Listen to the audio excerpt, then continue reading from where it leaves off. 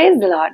ஆபகுக் 3வது அதிகாரம் அதோடைய 18வது வசனம் என்ன சொல்கிறது என்றால், நான் கர்த்தருக்குள் மகிழ்ச்சியாயிருப்பேன், என் இரட்சிப்பின் தேவனுக்குள் களி கூறுவேன். இதுக்கு முந்தின வசனத்துல நம்ம பார்க்கிறோம், எந்த சூழ்நிலையில நான் கர்த்தருக்குள் மகிழ்ச்சியாயிருப்பேன் என்றால், அத்திமரம் துளிர்விடாமல் போனாலும், திராட்சை செடிகளில் பலம் உண்டாகாமற் போனாலும், ஒலிவ மரத்தின் பலன் அற்று போனாலும், வயல்கள்ல தானியம் விளையாமற் போனாலும், கிடையில் ஆட்டு மந்தைகள் முதலற்று போனாலும், தொழுவத்திலே மாடுகள் இல்லாமற் போனாலும், அதாவது நம்முடைய பேசிக் நெசசரியான ஃபுட் இது எல்லாமே இல்லாம இருந்தாலும், நமக்கு வேண்டிய, நம்ம உயிரோட இருக்க வேண்டிய ஆகாரங்கள் நமக்கு இல்லாம போனாலும், ஆட்டு மந்தை நம்முடைய வேதத்துல பார்க்கும்போது நாம் செய்கிறதான தொழில் இன்னும் வேலைகளை குறிக்கிறதாக இருக்குது.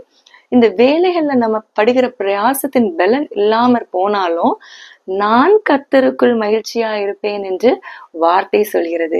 எத்தனை பேருக்கு உண்மையாகவே சொல்ல முடியும், என்னுடைய பேசிக் நீட், எனக்கு தேவையான விஷயங்கள் எனக்கு சந்திக்கப்படாமற் போனாலும் நான் உண்மையா கர்த்தருக்குள் சந்தோஷமா இருப்பேன்னு எத்தனை பேருக்கு உண்மையாக சொல்ல முடியும்?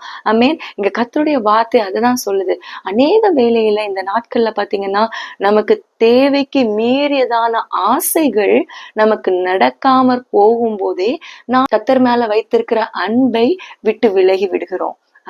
இன்னும் நம்ம வாஞ்சிக்கிற காரியங்கள், நம்ம எதிர்பார்த்திருக்கிற காரியங்கள், நம்ம வாழ்க்கையை குறித்து வரைந்திருக்கிற பிளான்ஸ் நமக்கு நடக்காம போகும்போ அதனால நமக்கு நடக்காததுனால ஒரு மன விரக்தி வருது. அதனால நம்ம கர்த்தரை ஆராதிக்கிறதுலயும் ஒரு சிறு விரிசல் வருதுல்ல.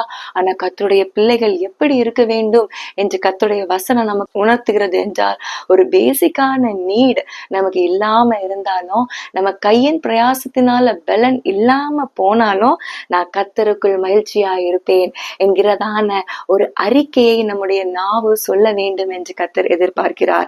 என் இரட்சிப்பின் தேவனுக்குள் களி கூறுவேன்.